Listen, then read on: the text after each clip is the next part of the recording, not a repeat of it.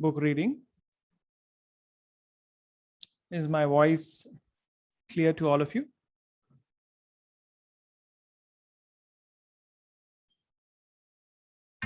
Wonderful.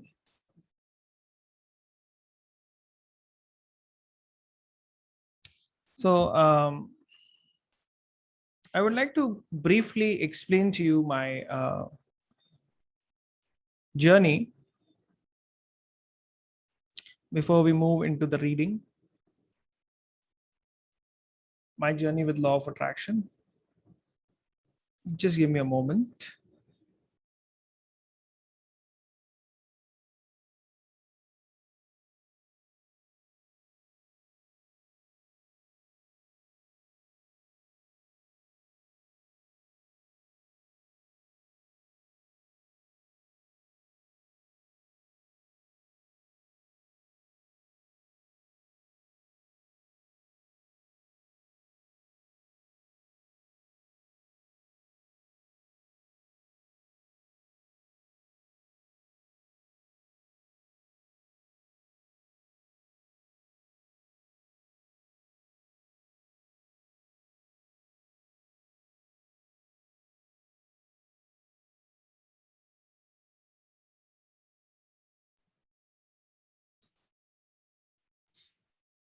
All right. So my introduction to the law of attraction happened in 2011. So I'm going to go 2 years even before that.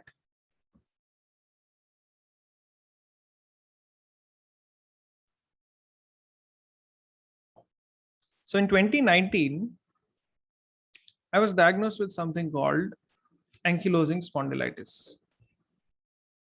Now, back then I was in an internship. So I went for about 3 days and I realized that I could not stay through the day in office. And I was really not sure what was the reason. Okay. My legs were paining, my spine was paining. I really didn't know what to do. I just had no clue. So I was never very active in sports in school because I've always had some kind of flat foot or heel issue. But it reached a point of I have to go to the doctor in around 2009. So we went to the doctor then. So and then I was reading about what was said about ankylosing spondylitis, and it was said that people with AS cannot have a normal life. They have a very difficulty with relationships, difficulty with marriages, etc., difficulty with work because of their health. And it was also clear to me that while I would very easily be one of the best candidates for whichever job I wanted, I might not necessarily be able to take it up because of my health, which was the reason I felt it was not really fair. So now fast forward, it took me some time to realize that there is really no injustice in the world. Now, this is a very controversial statement, but then if you would have to understand what I mean by that, you will have to go through the book with me, and then you will be either in agreement or you will be in agreement later on, if not at this point in time from where I'm coming. So fast forward around 11 years, 10, 11 years since then. No, 13 years since then. So back then, even when I had to get up, I used to need my grandmother's help. I was at that kind of a stage. Today, I am a coach for a 60,000-year-old healing martial art. This is something from the Stone Age that predates even yoga. So I was someone who needed help to get up, and today I have come from there to being a coach of a healing martial art. When it comes to financial prosperity, I was at a point in my career where I was doubting whether anything I did, all my career decisions, were they right or wrong. But then, in a matter of, I think it was just 8 months, I had a month where I hit 16 times my income before that. And after that, it was at least at 8 times, 6 to 8 times of what I was making before. Sometimes it would even hit 18 times of what I was making before. I had succeeded in converting my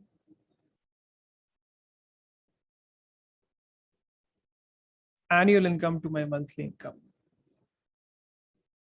I also had an issue with speaking to people, connecting. I was not very social, uh, was elusive in relationships sometimes.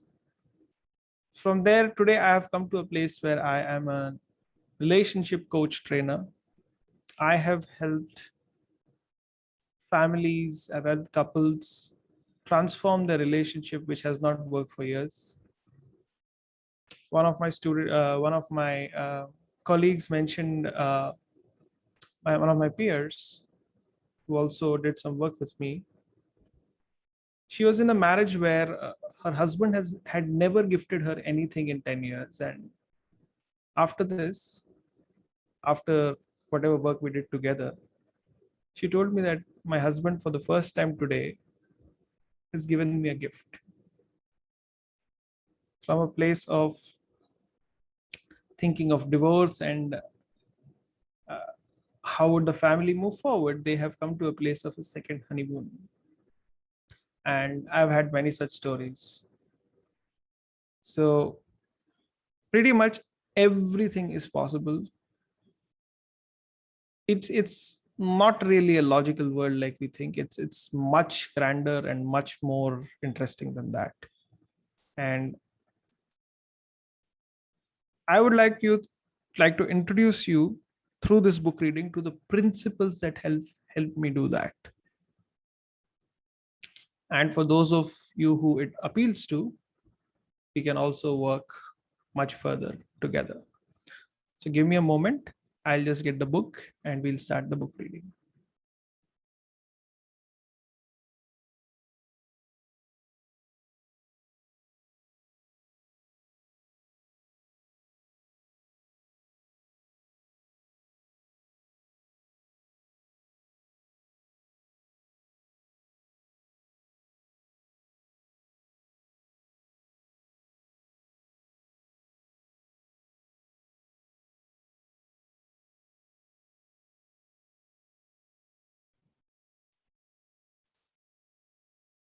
Okay, so this is the book that we will be using.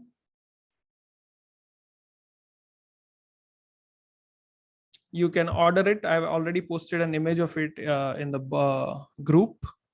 You can order it if you want to have as a companion along with this book reading, or you can just listen to the story as I read it.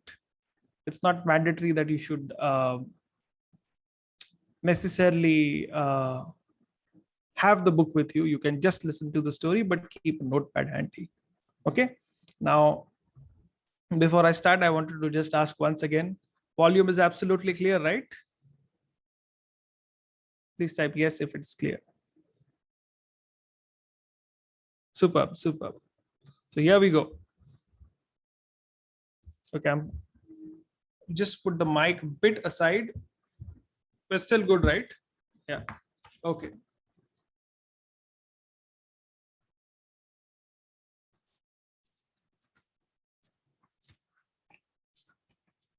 So I'm going to start with the foreword.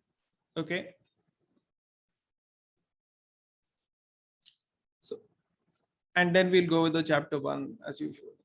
Here is an inspiring as well as inspired book about a child's experiential journey into unlimited joyousness.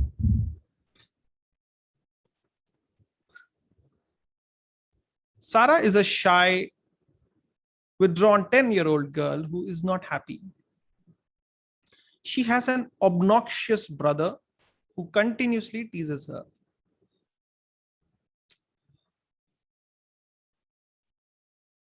Constantly, is cruel, unfeeling, and has an apathetic attitude towards the schoolwork. In short, she represents a lot of kids in our society.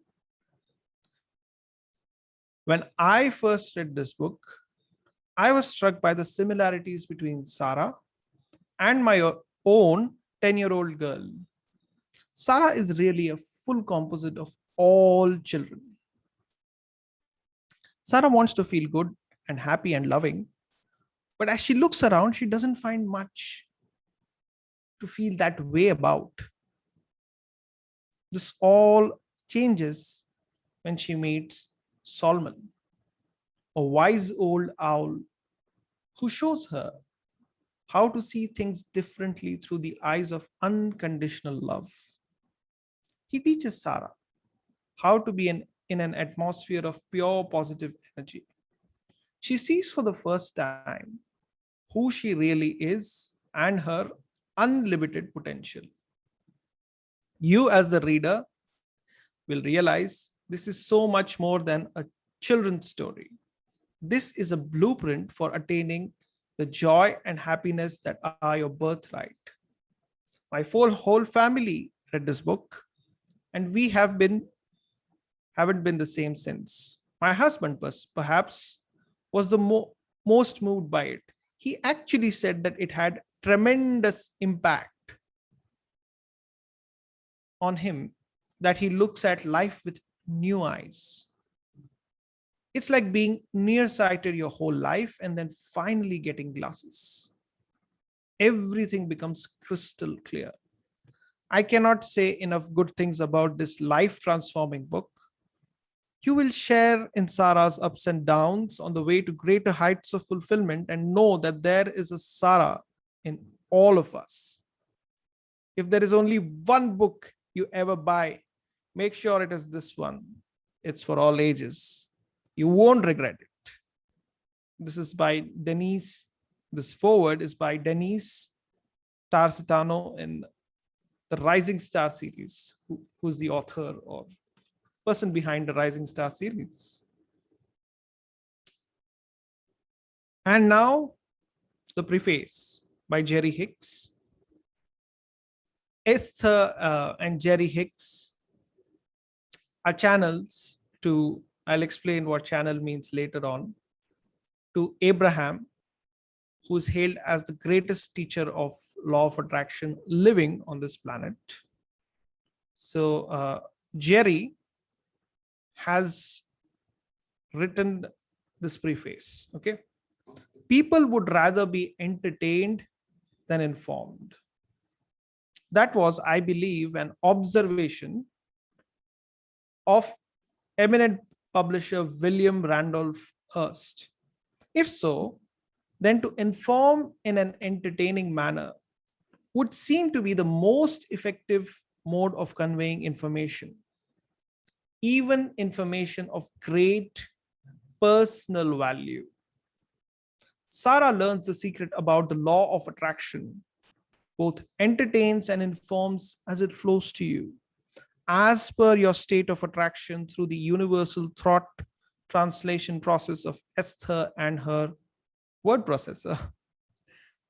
Streams of impeccable wisdom and unconditional love, gently taught by Sara's very entertaining feathered mentor, blend with the currents of Sara's enlightening experiences with her family, peers, neighbors, and teachers to lift you to a new awareness of your natural state of well-being and of your knowing that all is really well. Consider who you are and why you're here, and you're considering studying this book, and then at completion of your first leisurely reading, take a note of how far and how fast you have progressed toward all that is important to you. As a result of clearer perspectives that you will have gained from this brief, simple, thought provoking novel, expect to experience a new level of joyful fulfillment. Jerry Hicks. And now we start part 1. Sara learns the secret about the law of attraction. Here we start chapter 1.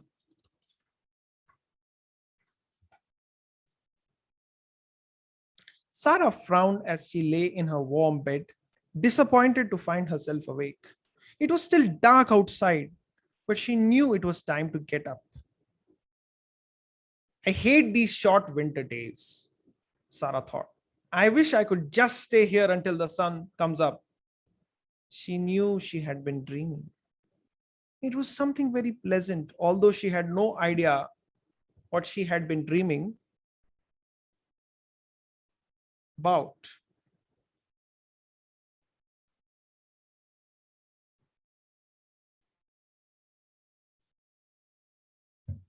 I don't want to wake up yet, Sara thought, as she tried to adjust from her pleasant dream into the not so pleasant cold winter morning. Sara snuggled down deep into her warm bed and listened to hear if her mother was up and moving about yet. She pulled the blankets up over her head and closed her eyes and tried to recall a peace, a very pleasant dream she had awakened from. It had been so delicious that Sara just wanted more. Done. I really need to use the bathroom. I'll just hold still and relax and maybe I won't notice. Funny, isn't it? Yeah. Sara shifted her position, trying to delay the inevitable. It's not working. Okay, I'm up. Another day. Big deal. Sara tiptoed down the hall into the bathroom, carefully stepping over the spot in the floor that always creaked, and quietly closed the door. She decided to put off flushing the toilet so that she could enjoy the luxury of actually being awake and alone. Just 5 more minutes of peace and quiet, Sara thought. Sara, are you up? Come here and help me. Might as well flush the toilet, Sara muttered. Okay, I'll be right there, she called to her mother. She could never figure out how her mother always seemed to know what everyone in the house was doing. She must have bugging devices hidden in every room. Sara bitterly decided. She knew that wasn't really true, but her negative mental rampage was well underway. And it seemed that there was no stopping it. I'm going to stop drinking anything before I go to bed. Better yet, from noon, I won't drink anything. Then when I wake up, I can just lie in bed and think all to myself. And no one will know when I'm awake. Interesting idea, no? Just lying awake, no one knows you're awake. Yeah. I wonder how old you are when you stop enjoying your own thoughts. I know that it happens because no one else is ever quiet. They can't be listening to their own thoughts because they're always talking or watching television. And when they get in the car, the first thing they do is turn the radio on. Nobody seems to like to be alone. They always want to be with someone else.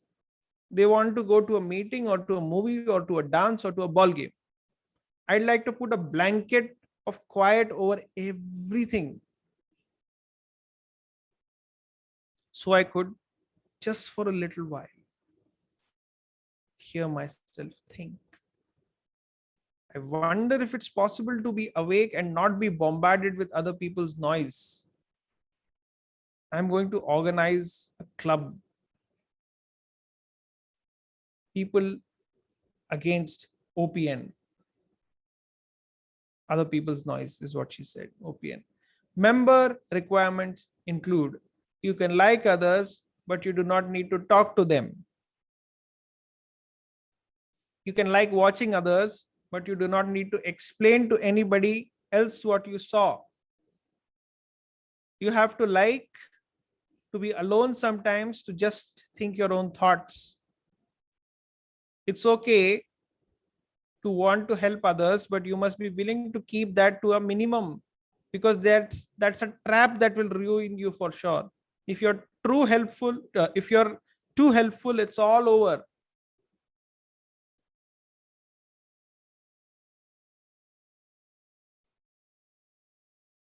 They'll consume you with their ideas and you won't have enough time for yourself. You must be willing to lay low and watch others without them being aware of you. I wonder if anybody else would like to join my club. No, that would ruin it. My club is about not needing meeting clubs or not needing clubs. It's about my life being important enough, interesting enough, fun enough that I don't need anybody else. How many of you would like a club like this? Please type me in the chat box. Yeah. Okay. So Sara, okay, Nilima says me. There's lots of enthusiasm. Okay. Sara, startled. Sara blinked as she came back into the awareness. She was standing in front of the bathroom sink, blankly staring into the mirror with her toothbrush half-heartedly moving around in her mouth. Are you going to stay there all day? Let's get moving. We have lots to do. Chapter 2. Sara, did you have something you wanted to say? Sara jumped, becoming aware again as Mr. Jorgensen said her name. Yes, sir. I mean, what about, sir? So there's an image of Sara in the classroom with her, Mr. Jorgensen just pointing at her desk here. You can see this. Yes, sir. I mean, what's about what, sir?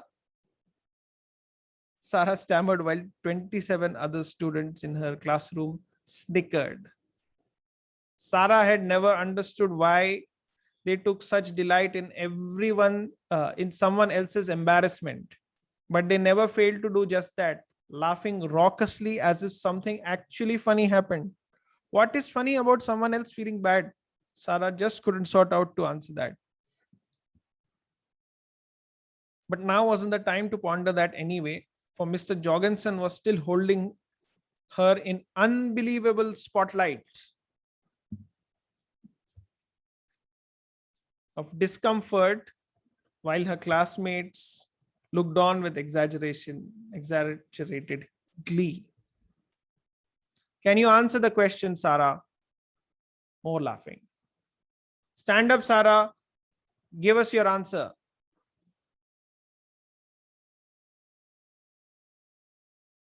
Why is he being so mean? Is this really so important? Sara thought. 5 or 6 eager hands shot up around the classroom as show-off classmates took further delight in making Sara look bad. No, sir, Sara whispered, slipping down into her seat. What did you say, Sara? I said, no, sir, I do not know the answer to the question. Sara said a bit louder. But Mr. Jorgensen wasn't finished with Sara, not yet. Do you know the question, Sara? Sara's face flushed red with embarrassment.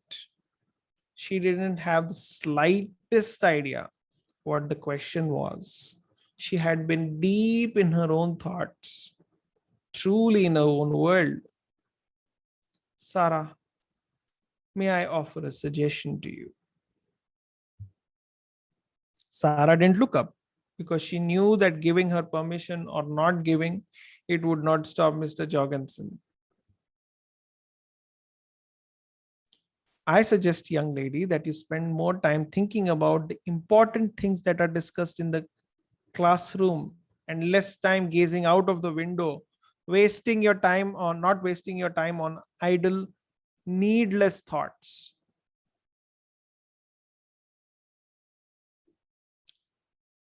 Try to put something in that empty head of yours. More laughter. Sara now thinking, will this class never end? And then finally the bell. Sara walked home slowly, watching her red boots sinking into the white snow, grateful for the snowfall, grateful for the quiet, grateful for an opportunity to retreat into the privacy of her own mind. As she began her 2-mile walk home, she noticed the water beneath the main street bridge was nearly completely covered in ice, and she thought about sliding down the river bank to see how thick the ice was, but decided to do that another day. She was able to see the water flowing beneath the ice, and she smiled as she pondered how many different faces in this river showed throughout the year. This bridge, crossing this river, was her favorite part of her walk home. There was always something interesting happening here. Once across the bridge, Sara looked up for the first time since leaving the schoolyard. She felt a little twinge of sadness over her as she realized that her quiet walk in solitude was only 2 blocks from ending. She slowed down her pace to savor the peace she had rediscovered and then turned and walked backwards for a bit, looking back at the bridge. Oh, well, she sighed softly as she entered the graveled driveway to her house. She paused on the steps to kick at a large sheet of ice, loosening it with her boot and kicking it off into a snowbank. Then she pulled off her wet boots and went into the house. Quietly closing the door and hanging her heavy wet coat on the hook, Sara made as little noise as possible.